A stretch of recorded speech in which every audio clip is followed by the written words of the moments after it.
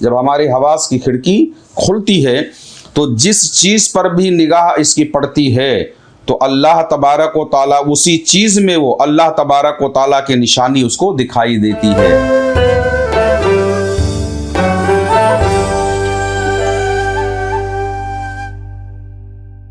بسم اللہ الرحمن الرحیم۔ اللہم صلی وسلم علی سیدنا محمد وعلی آل سیدنا محمد کما تحب و ترضی بان تصلی علیہ صلی اللہ تعالی علیہ وسلم۔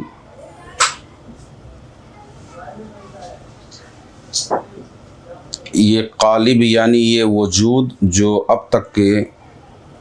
ہمارے روح پر منحصر تھا،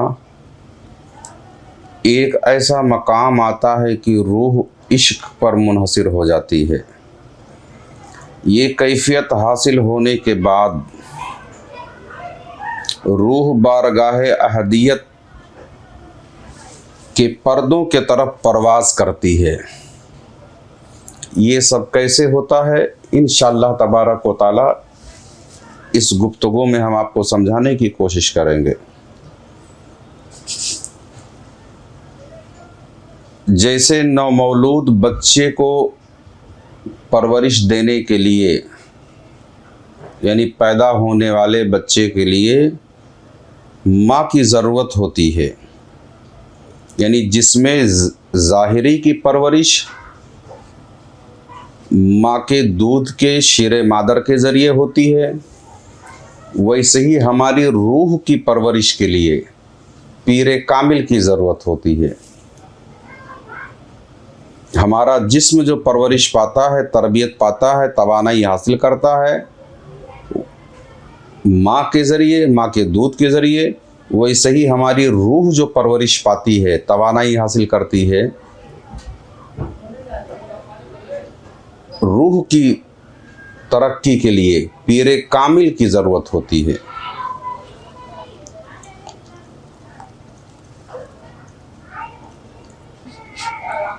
جس سے پیر کامل کی صحبت بابرکت میں آنے کے بعد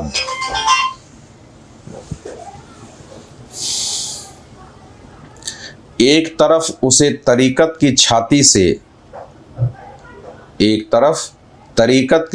سے اسے معلوفات طبع، یعنی ہماری طبیعت، ہماری فطرت کے اندر وہ چیزیں جو یوں ہی حاصل ہیں اور جو ترقی اور عروج کے لیے نقصان دہ ہے، جیسے حرص، لالچ، طمع، دیگر جو ہے روحانی امراض جو ہے، نفسانی جو امراض ہیں، ان کی بات ہو رہی ہے۔ تو ویسے ہی ہماری روح کی پرورش کے لیے پیر کی ضرورت ہوتی ہے،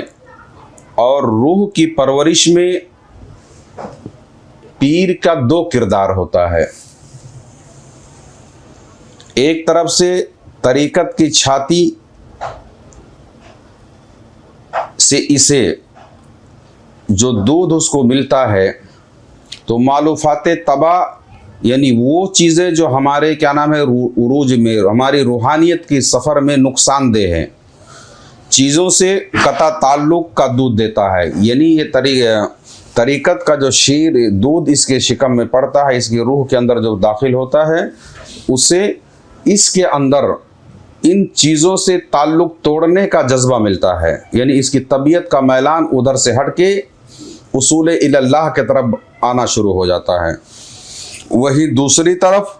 حقیقت کا چھاتی اسے غیبی انوار الہی، بات سمجھ میں آ رہی ہے؟ وہی دوسری طرف حقیقت کا چھاتی اسے غیبی انوار الہی کا دودھ پلاتا ہے، یہاں تک کہ تجلیات کی واردات کے تصرف سے روح جو ہے تعلقات جسمانی سے آزاد ہو جاتی ہے۔ یہ جو ہماری روح ہے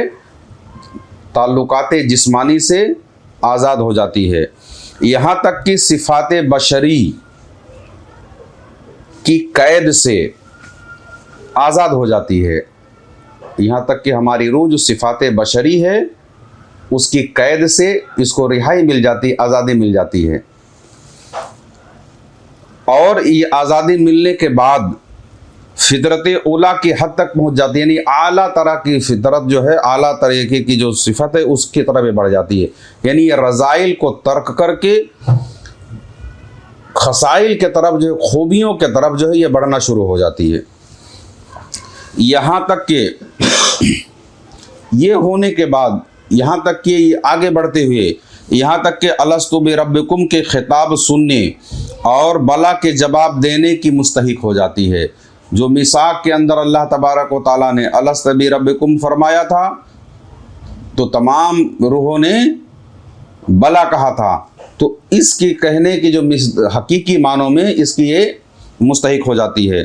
جب روح بشریت کے لباس سے نکلتی ہے،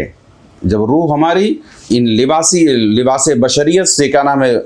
آزادی حاصل کرتی ہے ریاضات کے بعد، اور تصرف و وہم اور خیال کے آفات سے، تصرف وہم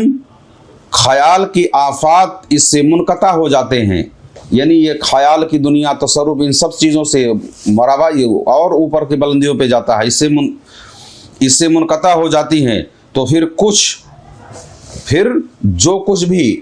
ملک اور ملکوت کے اندر موجود ہے، ملک کہتے ہیں وہ چیزیں جو ظاہر میں نظر آ رہی ہوں اور جس پر کوئی بھی اپنا حق ہونے کا دعویٰ کر سکتا ہو وہ ملک ہے، اور جس پہ انسان کی کوئی حکمرانی نہ ہو، جس پہ اس کا کوئی قبضہ نہ ہو، ملکوت ہے وہ۔ سمجھیں، اس پر ایک تفصیلی گفتگو کرنے کی ضرورت ہے کہ ملک اور ملکوت میں فرق کیا ہے۔ پھر اس پر جو ہے یہ ان منازل سے گزرنے کے بعد ملک اور ملکوت میں جو کچھ بھی ملک اور ملکوت کے اندر موجود ہے اس کے سامنے پیش کیا جاتا ہے، اس کی نظروں سے پوشیدہ نہیں رہ پاتے، سب اس کے نظروں کے سامنے پیش کیے جاتے ہیں، اور وہ ہر ایک ذرے میں، پھر وہ ہر ایک ذرے میں، ہر ایک ذرے میں، اس کے ذرے کے آئینے میں اللہ تبارک و تعالی کی ظاہری نشانیاں دیکھتی ہے۔ بات سمجھ آ رہی ہے؟ کہتے ہیں نا کہ عارف کی نظر جہاں بھی پڑتی ہے اللہ تبارک و تعالیٰ کے انوار کو ڈھونڈ لیتی ہے۔ اس حالت میں اگر حواس کی کھڑکی کھلتی ہے، یعنی اس مرحلے میں آنے کے بعد جب ہماری حواس کی کھڑکی کھلتی ہے تو جس چیز پر بھی نگاہ اس کی پڑتی ہے تو اللہ تبارک و تعالیٰ اسی چیز میں وہ اللہ تبارک و تعالیٰ کی نشانی اس کو دکھائی دیتی ہے۔ اسی تعلق سے کہا جاتا ہے کہ عارفین جو عارف باللہ ہوتے ہیں، جن کو اللہ کی معرفت حاصل ہو چکی ہے، وہ جہاں بھی نظر ڈالتے ہیں کوئی نظر ان کی ایسی شے پہ پڑتی ہی نہیں ہے جہاں پر انہوں نے اللہ کا جلوہ اور تجلی نہ دیکھا ہوا ہوتا ہے، یعنی جہاں بھی ان کی نظر پڑتی ہے وہیں پر وہ اللہ تبارک و تعالیٰ کے تجلیات کو ڈھونڈ لیتے ہیں۔ اس مقام پر پہنچ کر عشق جو ہے صاف، یعنی تمام طرح کی بشریت کی کثافتوں سے پاکیزگی اور صفائی حاصل کر کے آگے جاتا ہے، اور عین شین قاف کے زحل سے ظاہر آتا ہے، کہ عین شین قاف کے جہد سے ظاہر آتا ہے۔ عشق کا تعلق پھر روح سے ہو جاتا ہے، جو عشق کا تعلق ہے وہ روح سے ہو جاتا ہے۔ پھر عشق اور روح میں جو دوگانگی ہے، عشق اور روح میں دوگانگی اور ایگانگی ظاہر ہونا شروع ہو جاتی ہے۔ پھر روح جہاں بھی جاتی ہے یا تلاشتی ہے، عشق کو وہیں بھی پاتی چلی جاتی ہے، جہاں بھی پھر عشق جو ہے روح ہماری جاتی ہے وہاں عشق کو پا لیتی ہے۔ اب یوں سمجھیے کہ اب تک کے قالب یعنی ہمارے اس وجود کو، قالب کہتے ہیں پورے وجود کو، اب تک کے ہمارے قالب یعنی پورے وجود کو، یہ پورا وجود جو ہے روح پر منحصر تھی، یہ ہمارا قالب کس پہ منحصر ہے؟ روح پر، لیکن اب روح کی زندگی عشق پر منحصر ہو جاتی ہے۔ سمجھ میں آ رہا؟ وہ ہے عشق الہی۔ اس مقام میں عشق قالب کے اندر روح کا